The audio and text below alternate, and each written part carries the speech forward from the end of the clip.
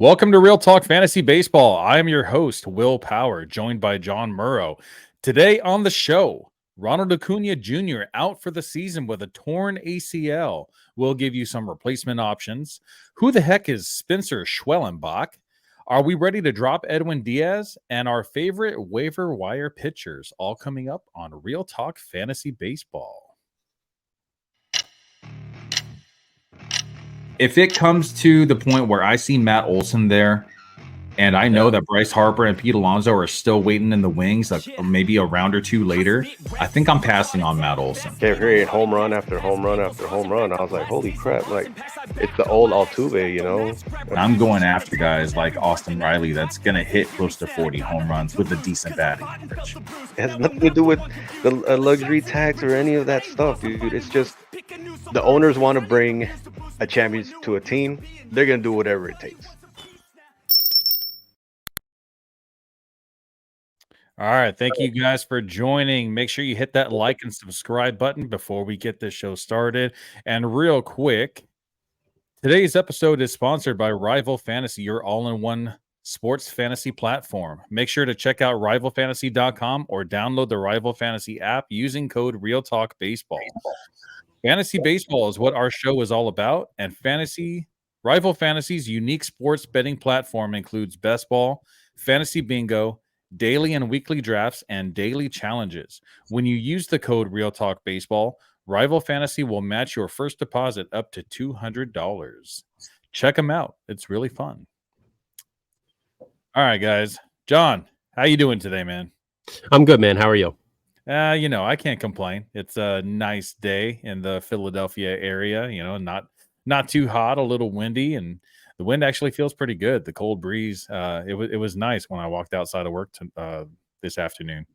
I woke up and I was ready to talk some Spencer Schwellenbach, You just have one of those days and you're just ready to go. Spencer Schwellenbach day. Yeah, man. That's a mouthful, dude. It's like there's so many other players that Saltalamacchia and stuff like that you have to like really kind of like how do you say this? How do you say this last name? And it's tough to type.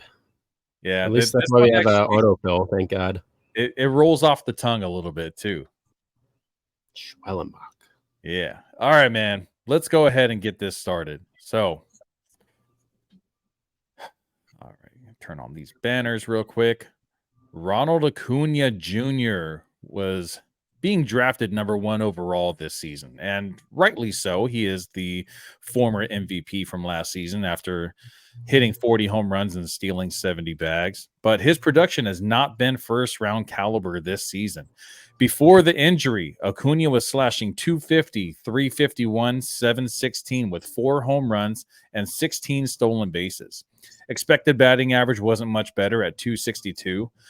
We could have called him a bust before the injury. I was even thinking it's a good time to buy low on Ronald Acuna Jr., but hopefully none of you guys did, because it seems like he was actually dealing with something even before this injury kind of showed itself. And he obviously he's definitely a fantasy bust for 2024. And now fantasy owners don't really have to worry about possibly dropping Ronald Acuna Jr. because he is out for the season with a right ACL tear.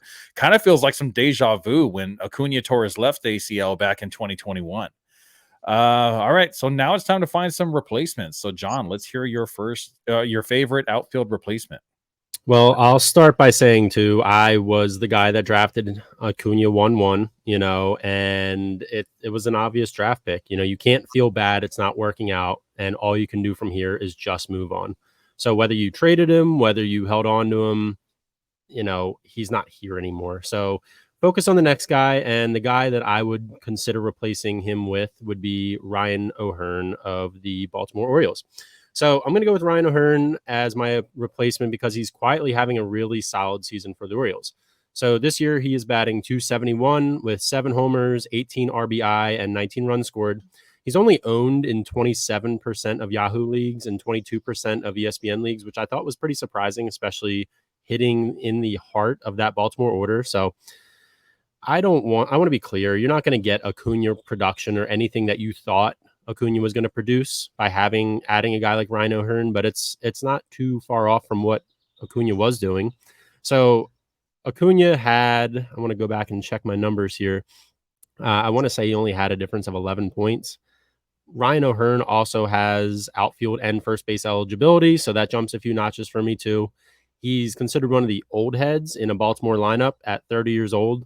So Ryan O'Hearn, I'll go verbatim, but earlier this season basically said, if I don't keep producing, guys like Heston Kierstad and Colton Cowser, Westberg, all those young guns are vying for his spot.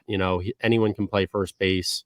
There's a bunch of outfielders coming up. So if you add a guy like Ryan O'Hearn who has to continually produce to look over his shoulder so he's not losing his spot, he's a guy that's motivated is what I'm getting at here, long story short.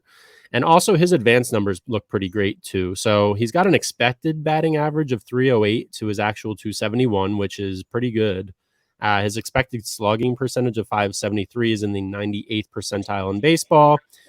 His K percentage is in the 85th percentile. So he's not going to strike out a ton. He gets on base. He's a good, quiet player.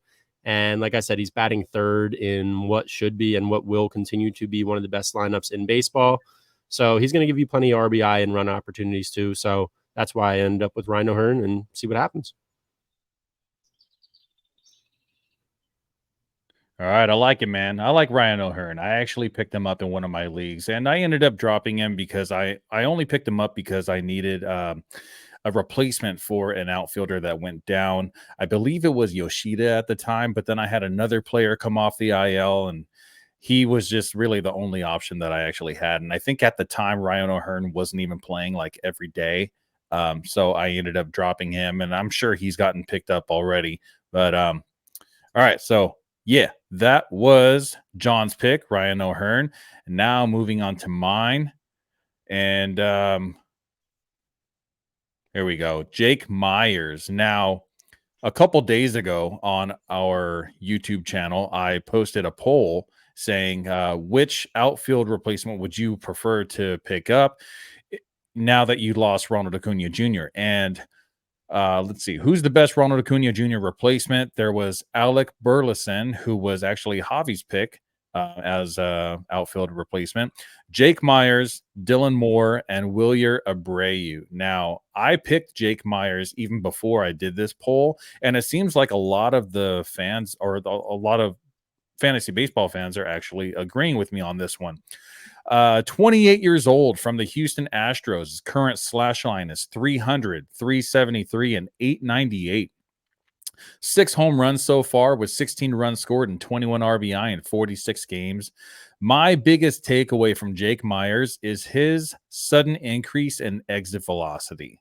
Now, this is pretty crazy to me, man, because last season at 27 years old, Myers' average exit velocity in 112 games was only 86 miles per hour.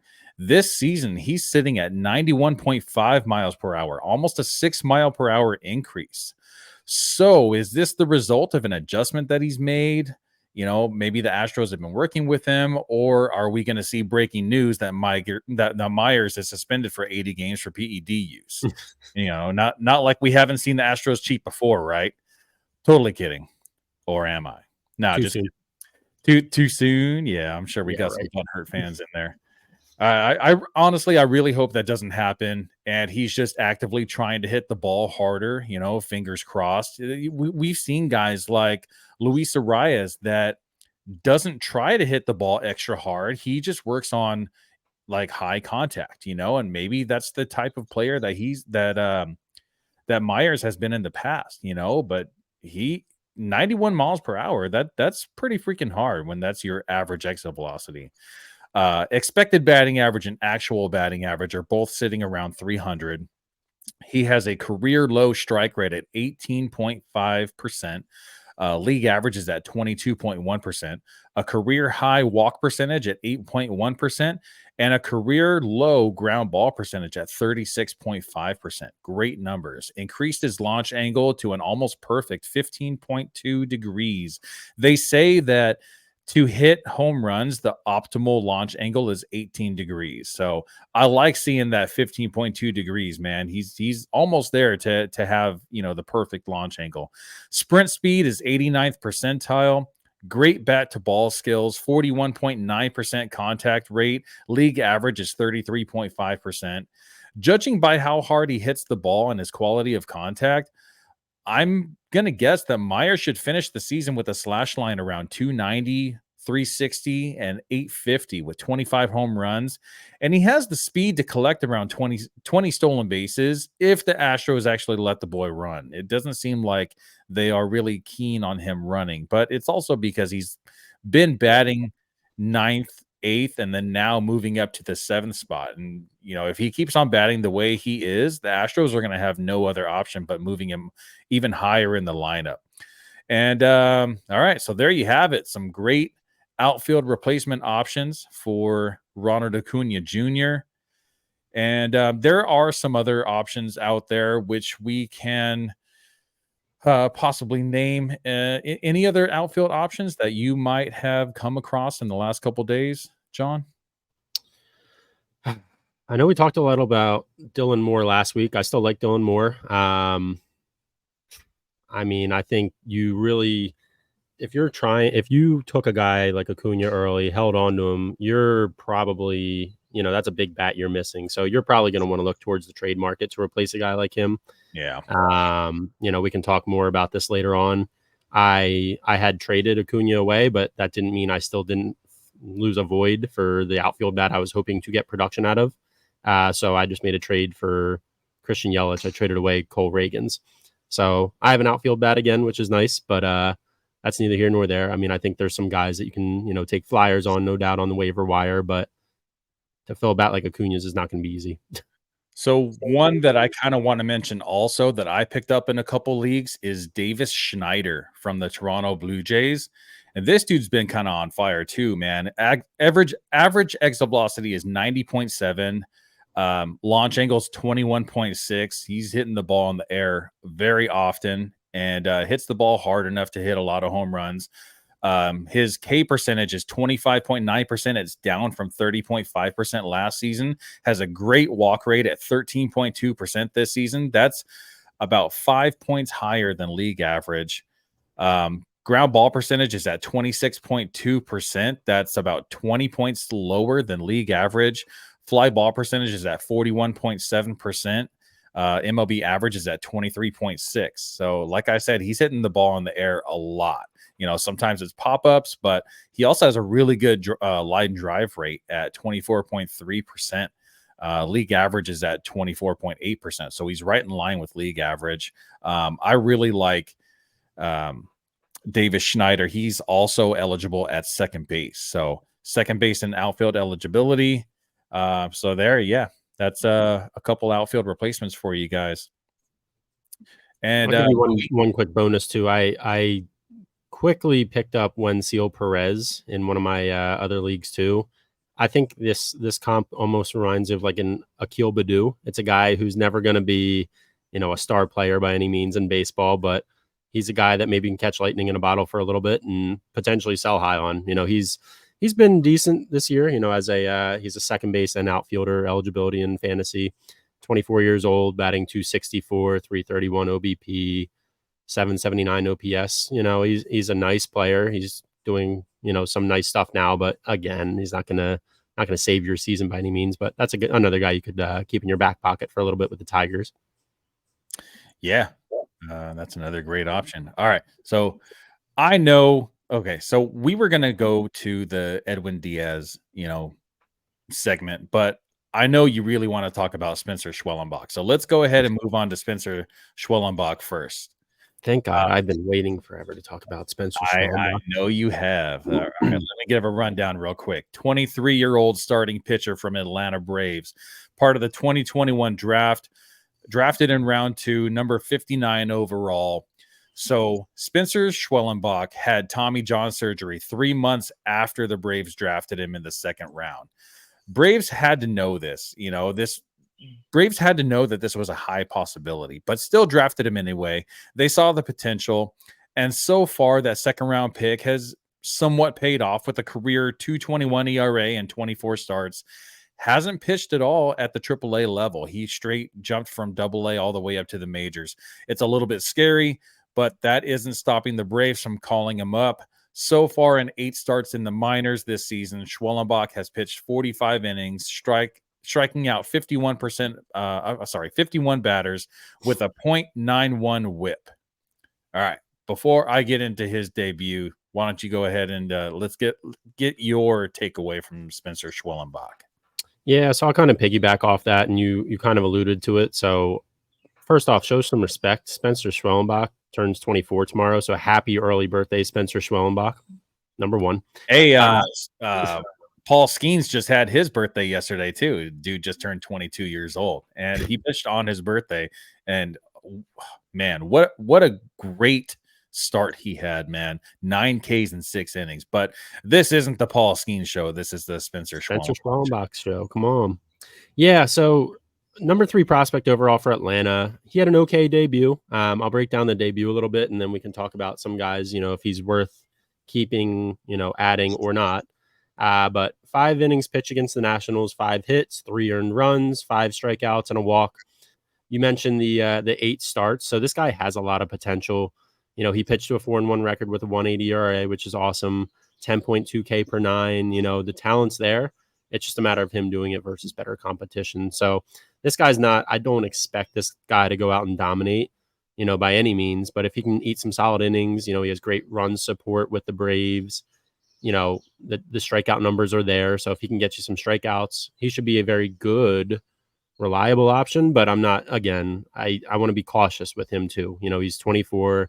You said it. He's never pitched in AAA or higher. So they just kind of threw him into the fire, and he was okay.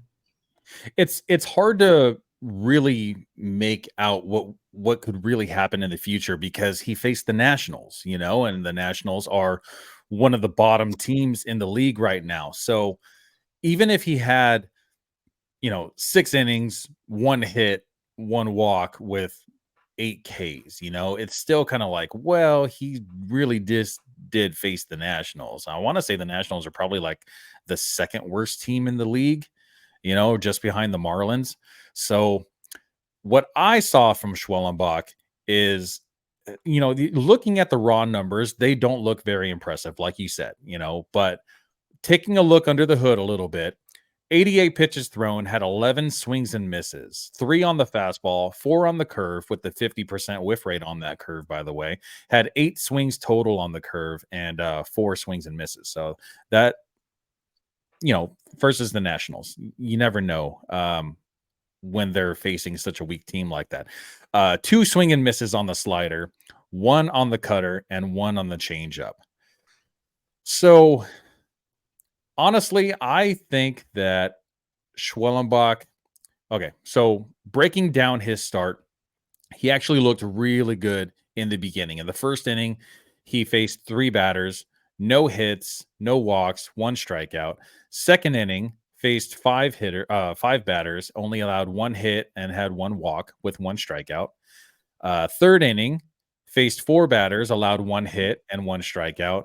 Fourth inning, faced 4 batters, allowed 1 hit, no strikeouts. So the first 4 innings actually look really good. But I was watching this game. I wanted to see his debut, and he actually was pitching really, really well until he hit a batter in the head.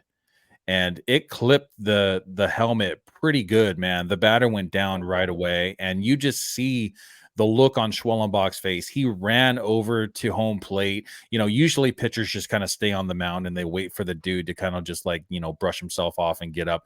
But this dude felt so bad, man. He runs over to the plate and he's checking on him from a distance. It's the opposite team, so you're not going to go over and, touch the guy or whatever. But you could tell he had some remorse, and he just felt like he felt terrible, So the guy he hit was kind of like a low-level player, I guess on the Nationals, they're all low-level players. No, just kidding. But burn. So I think that because of that one wild pitch, it kind of just like messed up his whole rhythm. He was dealing the first 4 innings, not a lot of strikeouts, and that's fine because not every pitcher needs to be a high strikeout pitcher. There's a lot of guys, he has let me see, where did I put it?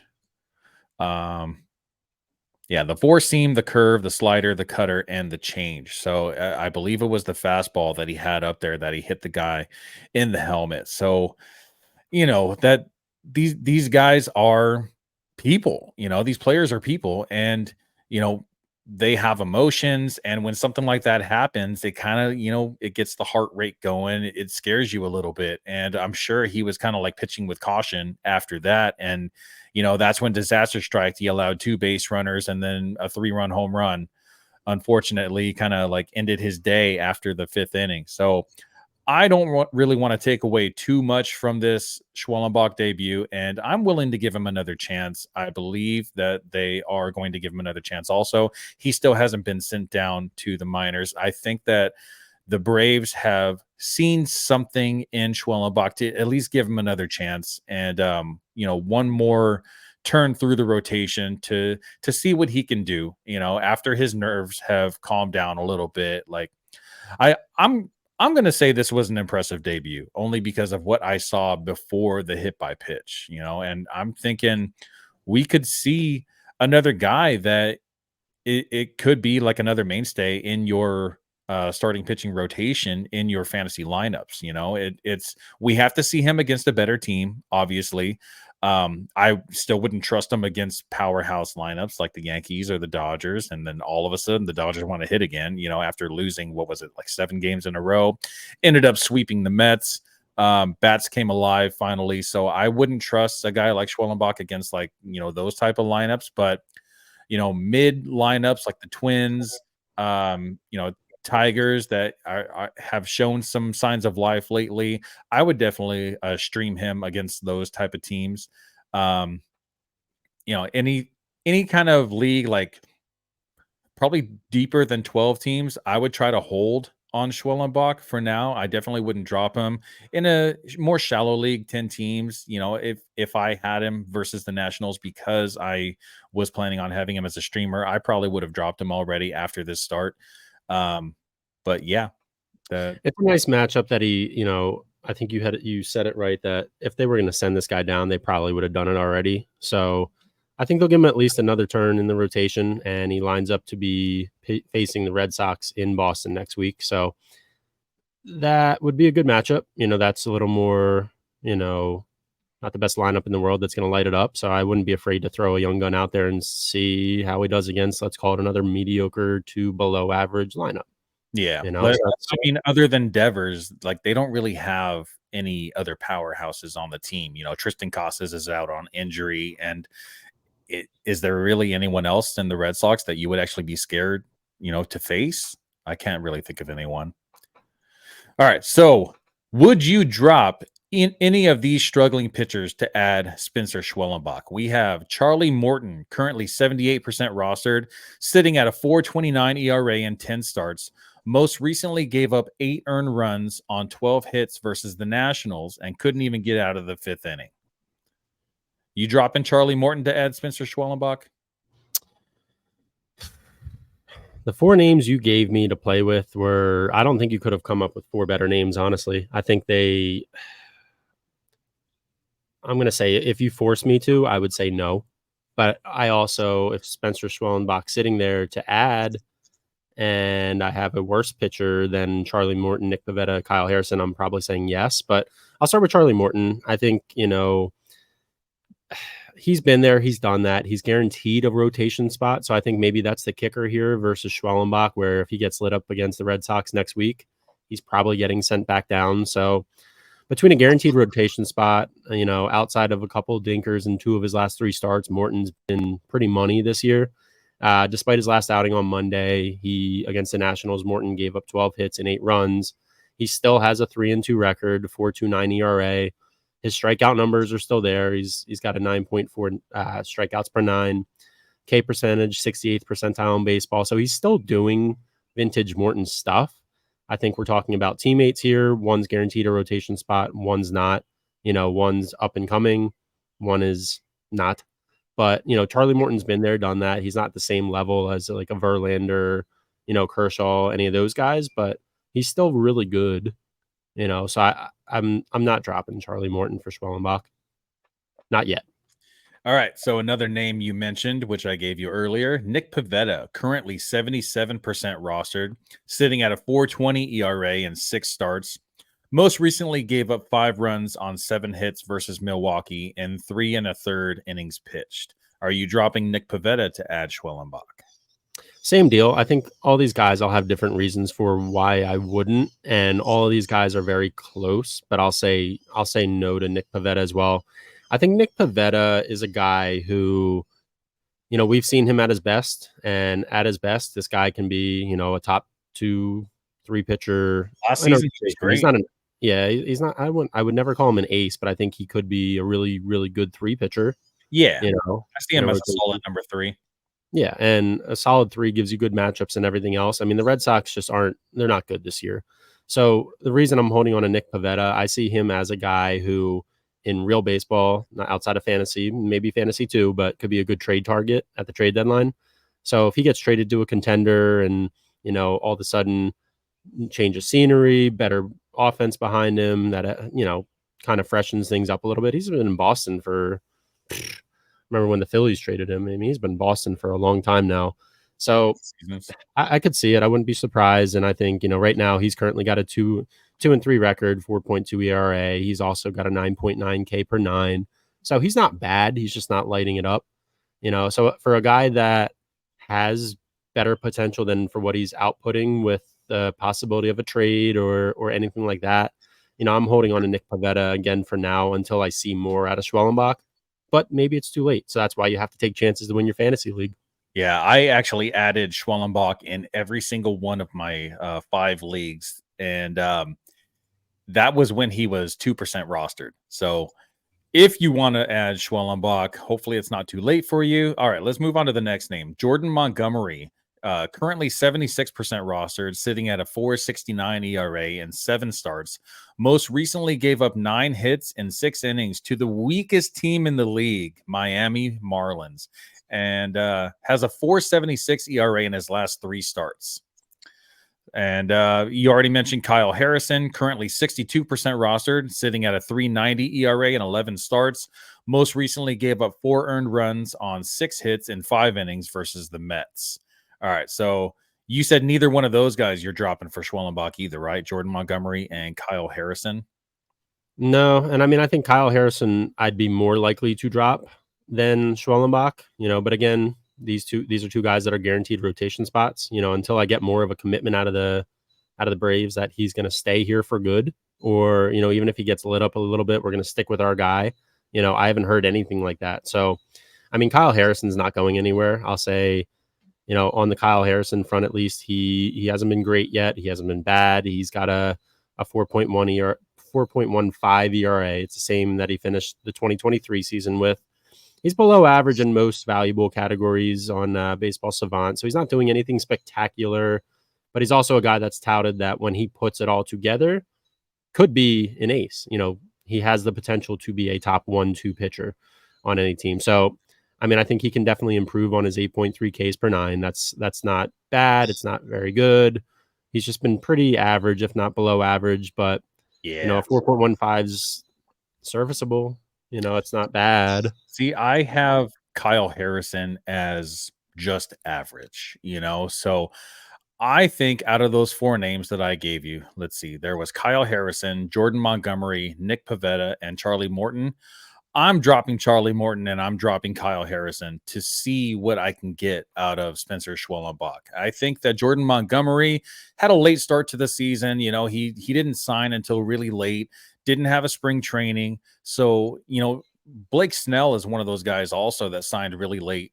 And he said, spring training is so important. You're finding your pitches again. You're knocking off that rust. And Blake Snell and Jordan Montgomery didn't have those spring trainings to be able to knock off that rust. So I feel like Jordan Montgomery is kind of just like in that kind of like mid mode right now. You won't see mid-season form from Jordan Montgomery at least until probably closer to the end of June, I'm thinking, even though it's warm in Arizona all the time, it's not just about that. It's also Jordan Montgomery's a little bit older, and new team context, all that kind of like plays a part.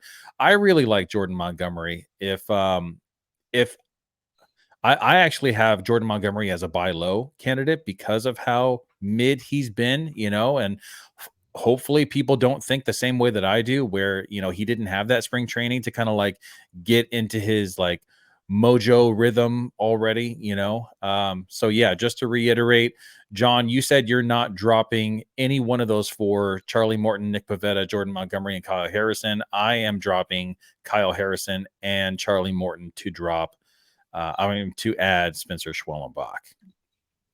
Yeah, I think that's good. I think going back to Montgomery real quick too, he only signed a 1-year, $25 million deal. So this guy has to earn his next contract too. So we know he's going to be motivated. And, spring training, you usually have all of February, all of March to get your shit together, if you will. This guy didn't sign until basically the day before the season started.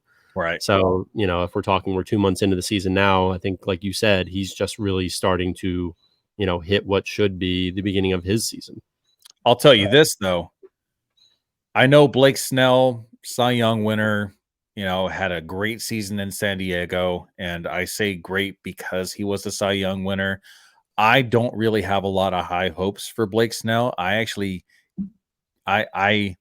have him very low on my list of pitchers that I was drafting targeting in drafts. And I actually have Jordan Montgomery higher than Blake Snell. I would much rather have Jordan Montgomery on my team rather than Blake Snell.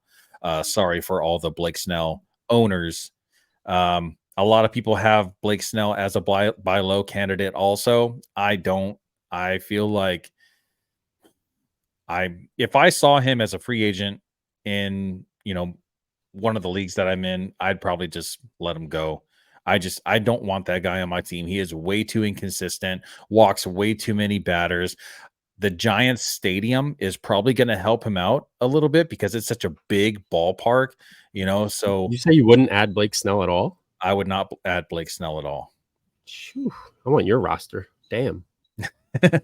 Yeah, I actually do have a pretty stacked roster, a pretty stacked pitching lineup in all of my leagues. So I'm pretty happy about that. And I dude, in our league, in our Real Talk Fantasy Baseball Keeper League, I think I'm in third place right now. It's either third or fourth place.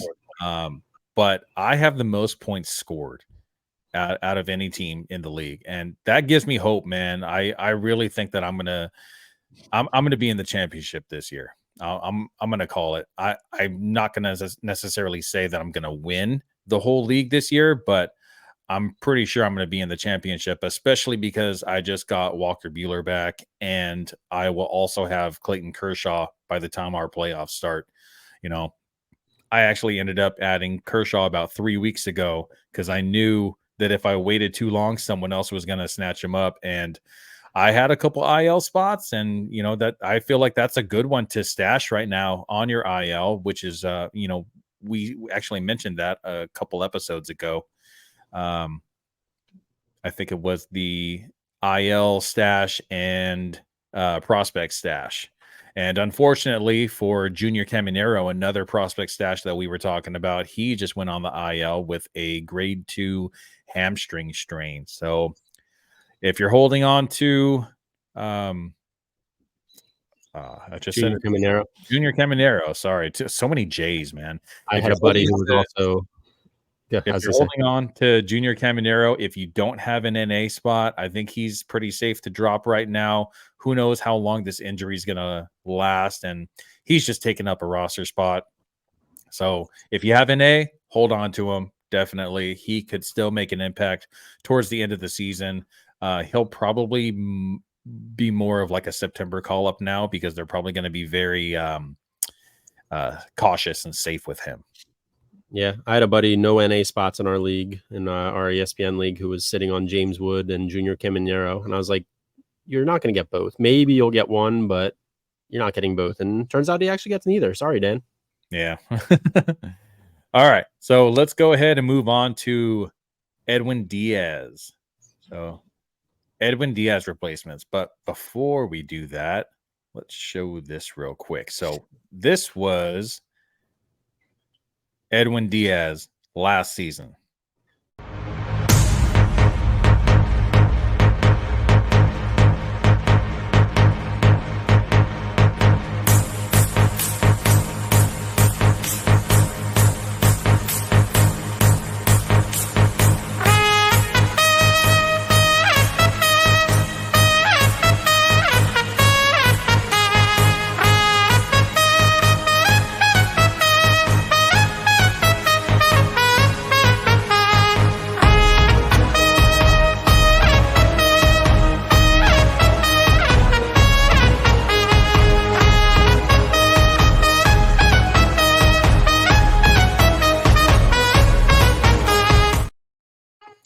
Man, that's some great trumpet playing right there, man. So the hype was so crazy about Edwin Diaz, man. I'm sorry, I said last year. I actually meant the year before because he actually did not pitch at all last season in Major League Baseball because of this. Now, Edwin Diaz was in the World Baseball Classic. You saw him pitch for Team Puerto Rico, and after striking out Teoscar Hernandez to end the 5-2 victory, the Mets closer walked off the mound toward home plate, clapping, celebrating. His team rushed out from the dugout, embracing him, hopping up and down.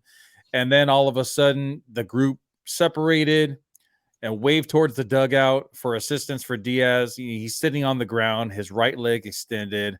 Eventually, Diaz was helped off the field on a wheelchair. He was then taken to the hospital and was given the news that he tore his right patellar tendon and would miss the entire 2023 season. Fast forward to 2024, coming into this season, I had Edwin Diaz as a top 3 closer in baseball. And in April, he was great. 2.79 ERA, 16 strikeouts. Walks were a little high, 4 walks in 9.2 innings. But he fell apart in May, man. He's been a completely different pitcher. 8.68 ERA, 13 strikeouts, 3 walks in 9.1 innings pitched. So was it rust? Is it age? I don't think so because I think he's only 30. So he was just put on the 15-day IL with a shoulder impingement. So maybe he's been pitching through this injury during May and finally decided to take some time off and heal up. So whether we're dropping Diaz or stashing him on the IL, we still have to find replacements. So, John, let's go ahead and hear your RP replacements. I know we got a couple to go through here. I think I'll kind of start with Trevor McGill. I'll start with him only because he's kind of like a mini journeyman that's really come onto the scene with the Devin Williams injury. I don't know. I had in this guy in my notes here. I don't know why I thought this guy was a Met at one point, and maybe I just dreamt it, or I don't know. Who knows? There's another Tyler. Is it Tyler? Is it Tyler? Maybe. It might be. I know there was another McGill on the Mets also.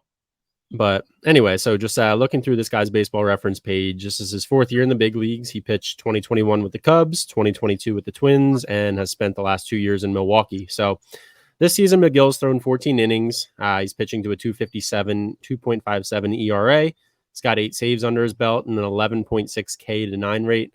So I'd say of all the guys that are out there, if you're looking to replace Diaz, and it depends what you're looking for. If you're in a categories league and you need saves, I'd say Trevor McGill is your guy just because he's going to get the best opportunity to get saves. For a Milwaukee team that's been okay. I don't think they've really hit their stride yet, so they're going to get a chance at more wins here, and whether or not they, Devin Williams has been sidelined through the All-Star game. So ultimately, this is a guy who's going to get his opportunities.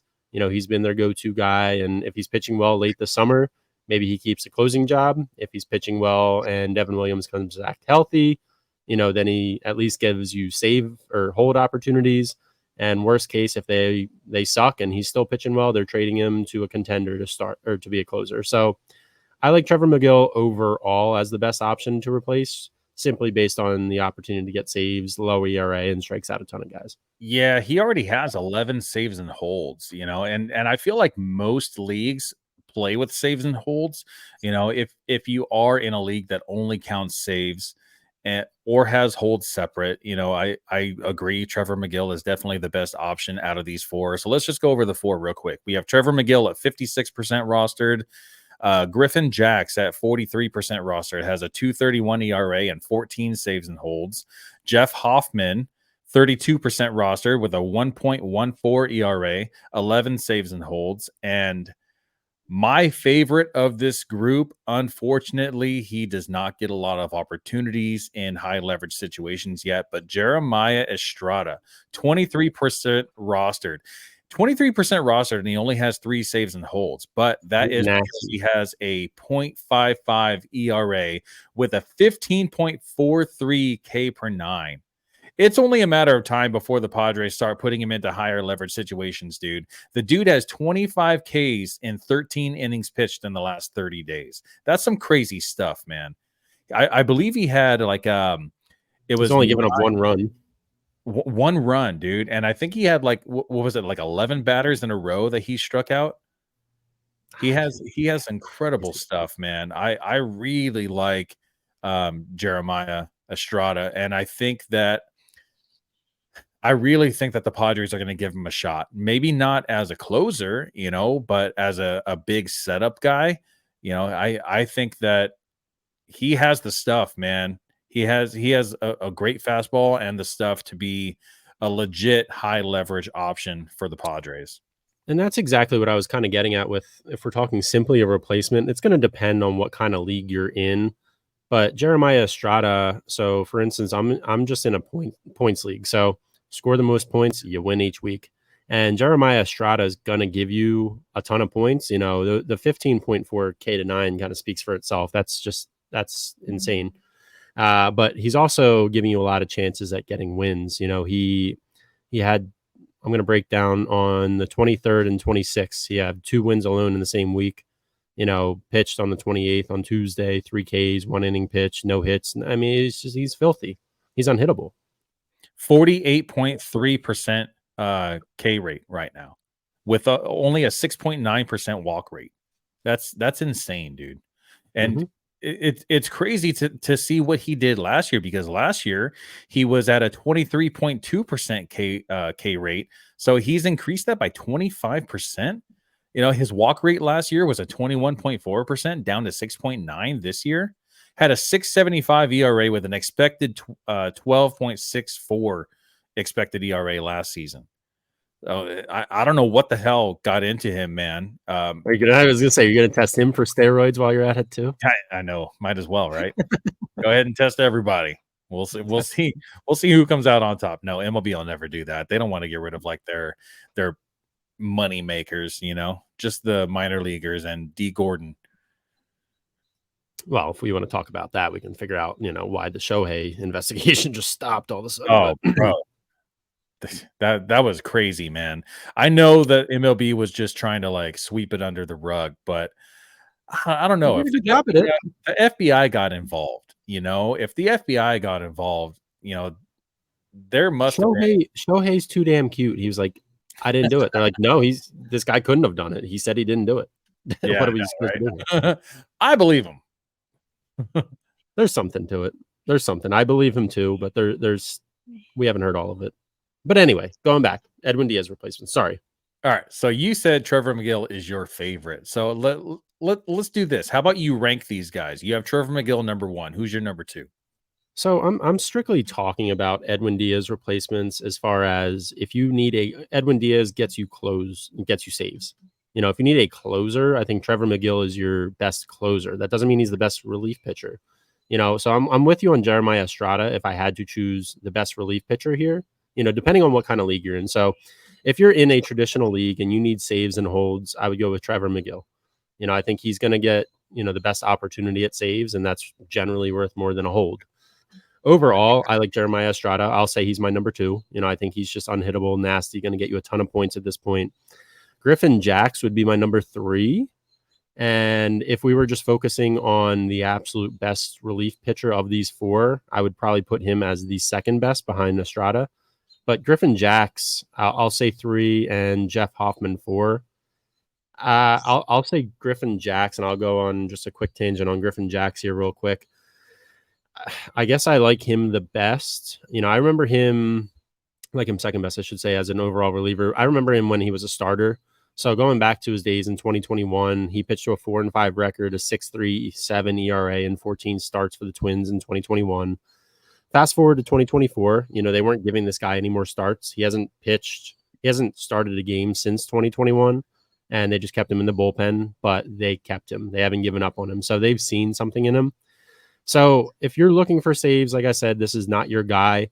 If you can just thrive on a guy that gives you strikeouts, low ERA, and gets plenty of holds, watch what happens with Johan Duran. There was some, we can talk about that in a minute, but there was just some rumblings. He wasn't happy with how they were using him. But anyway, Johan Duran's been really good. Griffin Jacks will give you the occasional save. He'll give you some wins. He'll give you a couple losses too, but Griffin Jacks is a 3-2 record, 2.31 ERA, 12.0 K per 9, which is pretty sick. And he's basically great in every single category. He's 97th percentile in expected ERA, 95th percentile in whiff percentage, 92 percentile hard hit percentage. So his arsenal of pitches is nasty. 89 mile an hour sweeper, 42% of the time. Lights out, 97 mile an hour fastball, 26% of the time. So you're not hitting that. So really, you better score your runs in the first 7 innings, because then you're hitting Griffin Jacks and Johan Duran, and you're in trouble. Yeah. If the Twins can get the lead before that, right? Yeah, of course. All right. So I got to bring this up, man, because you mentioned Johan Duran, how, he's not too happy about how he's being utilized. And we saw Josh Hader say the same thing with the Padres last season, that he didn't want to pitch the 8th inning. The manager tried to put him in the 8th inning to do a 2-inning save, and he got upset, and he told him, like, I don't want to do that. Now, playing baseball before, you don't tell that to your coach. If your coach tells you to do something, you do it. If he says jump, you say how high. It's like military, right? He just tells you what to do, and you say yes, sir, and you just do as you're told, right? I'm kind of like, how do these guys have the nerve to say these things to their coach? A couple seasons ago, we saw who was the coach for the Phillies a couple seasons ago, like the buff dude with the glasses that no one liked. Gabe Kapler. Okay, Gabe Kapler. When he went over to the Giants, he went to go take out the starting pitcher, and right when he went out to the mound, the pitcher just like shoved the ball into Gabe Kapler's hand, and after the whole thing was over, Gabe Kapler went back into the clubhouse and was like really just like digging into him, and I see this happen a lot now with players that think that they're bigger than the team. They're the ones that are playing for the name on the back rather than the name on the front. So I just kind of want to get your thoughts on this.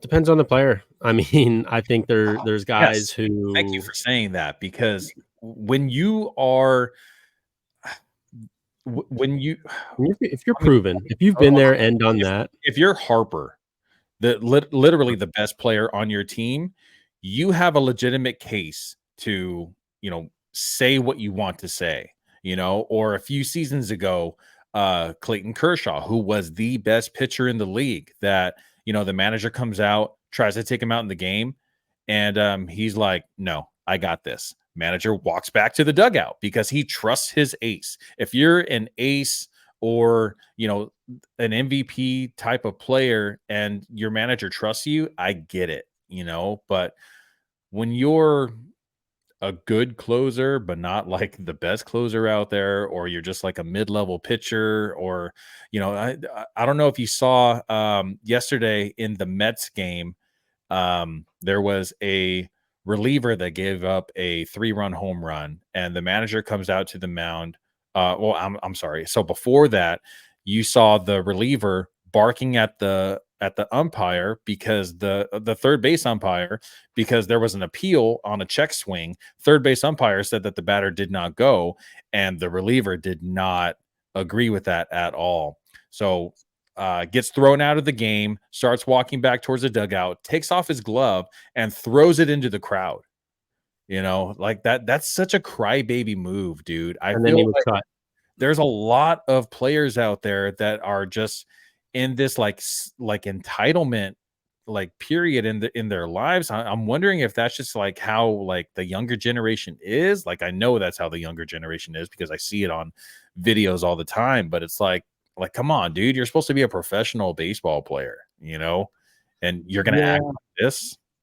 So there's a couple points, and I think Johan Duran's kind of that right in the middle. So you don't see a lot of guys who are as good as he is that have been around for a few years, but he's not fully established. So for what we're really talking about here, for some, if you haven't heard, basically Johan Duran gave up a BS home run, and he wasn't calling the pitch, and he was he has a 104 mile an hour fastball in his arsenal. Catcher called curveball, basically saying that coach called curveball. He doesn't have the authority to shake it off, which again, I think, that basically says there's some lack of trust there. He didn't want to throw a curveball, threw the curveball, got hit a mile and a half, and he basically said it wasn't my choice.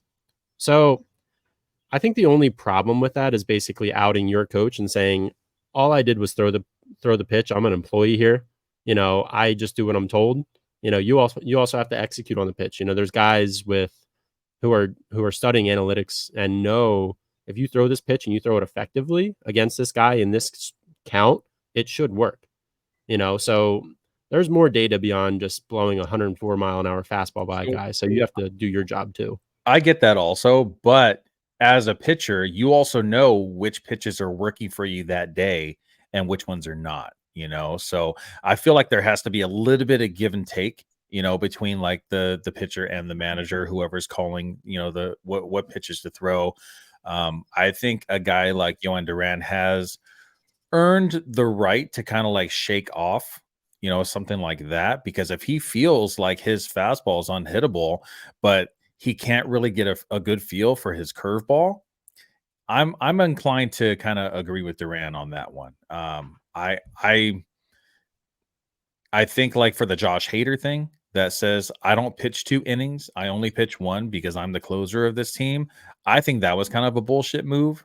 Like you are trying to win us the game. This isn't just for you.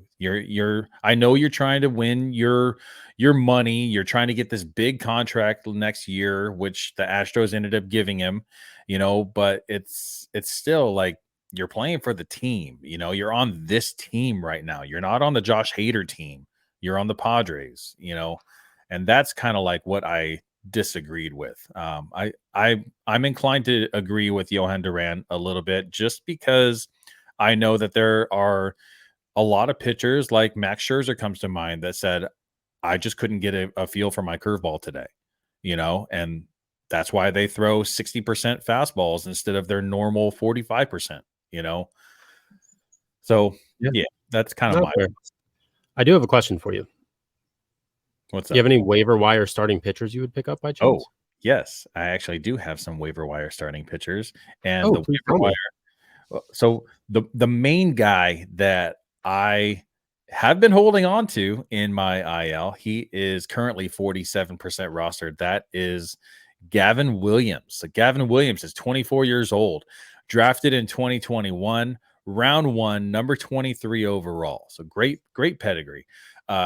Guardians have an excellent track record for developing their pitchers. Check out this list of names: Corey Kluber, Trevor Bauer, Carlos Carrasco, Mike Clevenger, Aaron Savali, Tristan McKenzie, Hunter Gaddis, that is a up and coming pitcher also. Shane Bieber, Cody Allen, Andrew Miller. I know some of those names are a little bit older, but the Guardians have a great track record when it comes to pitchers. Emmanuel Clase, if that isn't a good track record, I don't know what is. That being said, Gavin Williams solidified himself as a legit starting pitcher last season. 16 starts. Gavin Williams posted a 3.29 ERA with 81 strikeouts and 82 innings pitched. He issued 37 free passes.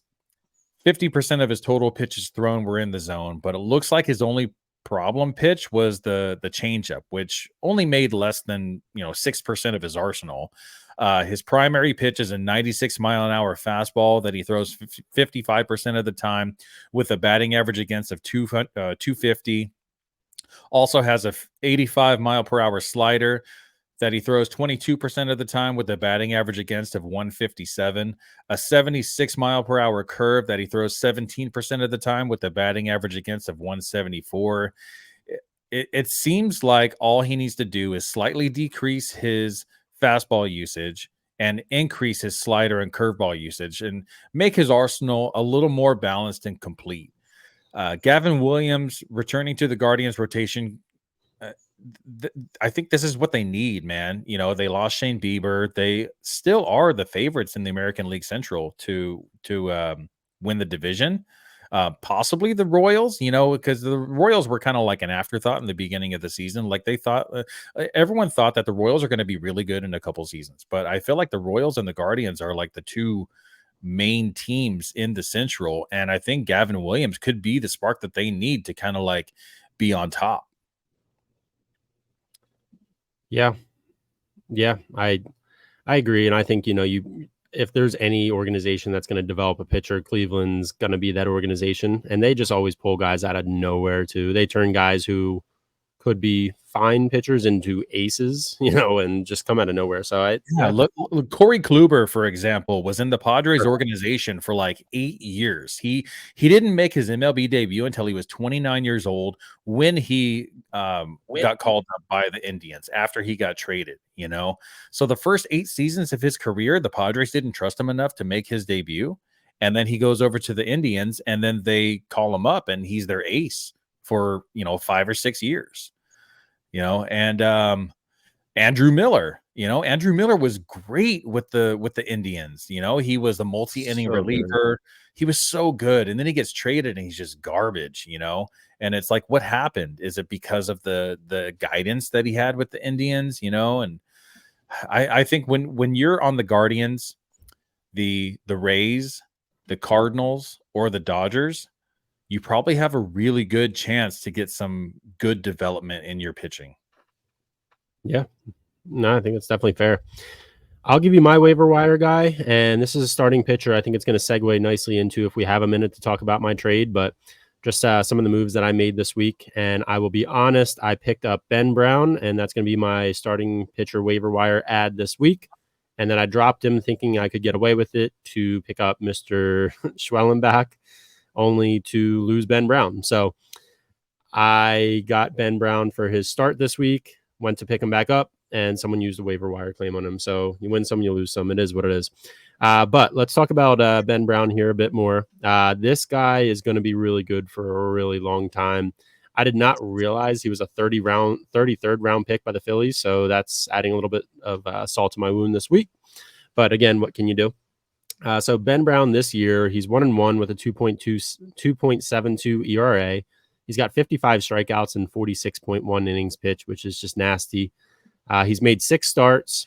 They haven't extended him much, which is why I actually picked him up for his start and then dropped him again, thinking that he probably wasn't going to pitch at least 5 innings, only for him to just pitch 7, no run, no hit ball with 10 strikeouts and give me 29 fantasy points, only to see him on another roster right after that for a Sunday start. So I mean, I feel like an idiot, but it is what it is. This is a guy who's also not guaranteed a rotation spot, but after that last outing on Tuesday against the Brewers, I imagine it's going to be hard for the Cubs to take him out, especially with Kyle Hendricks pitching the way that he is. And also, you gotta give some props here to what Chicago's doing as far as, at least on the rotation side of things. I mean, Imaga, Steele, Brown. I mean, that's a hell of a 1-2-3 to start, and they're going to develop a few more guys over the years here too. So Ben Brown, if he's available, add him. Sunday start against the Reds. Yeah, did you see since you mentioned Imanaga, did you see his last start? It was pretty terrible, man. He ended up Yeah. giving up 9 earned runs, gave up 3 home runs and 7 walks. No, I'm sorry. That's for all of May. Gave up 7 earned runs, 2 home runs and 1 walk. Only 1 strikeout in 4.1 innings versus the Brewers. Yeah, not great. Not Yeah, great. not great at all. So is this a time to buy low on Shota Imanaga? I have Shoto in my ESPN league. I drafted him. I mean, I still value him very high. I mean, he's gonna. I don't expect him to be a sub 1 pitcher all season or anything like that, or even a sub 3. But if he can be a 3.5 ERA guy, which is where I expect him to land with, a good, what's his K per 9 at these days? Let's see. I know his K percentage is at 25.5. Yeah, he's 30 years old. I mean, guys are going to make adjustments to him. I think.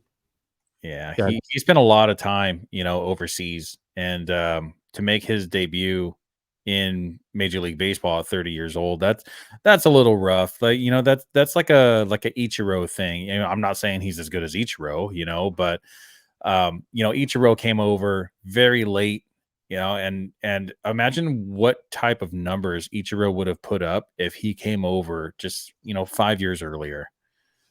I wonder what a Managa would have looked like 5 years ago. Yeah. Well, that's the whole point. Is he really worth? Yoshinobu got quadruple what this guy got. So I don't like, how is that? I mean, I get it. He's 5 years older, and he didn't win pitcher of the year or MVP and all that, but this guy just got swept under the rug here. He's also not a 4-year, $50 million a year pit, or $50 million total. That's a steal for the Cubs. Yeah, big time. When he's been pitching like an ace for what is it, 10 starts now, 186 ERA, and that's after this blow up start where he allowed 7 earned runs.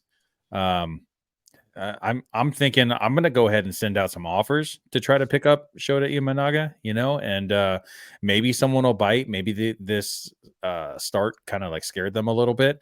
I doubt anyone will bite, but it's worth a try, right? You can get a good bat for him. Yeah. I will say, so speaking quickly before we head out here for the day, but the trade I was alluding to, I gave up Cole Reagans, traded him away. I needed an outfielder so bad. Like I said, this is the league where I had Acuña. I traded Acuña away for Freddie Freeman and Ellie De La Cruz.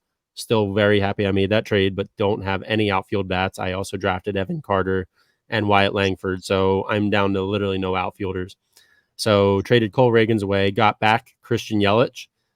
So pretty happy about that trade. I'm sad to lose Cole Reagans. I think he's going to be a really good pitcher for a long time, but I had to give away somebody.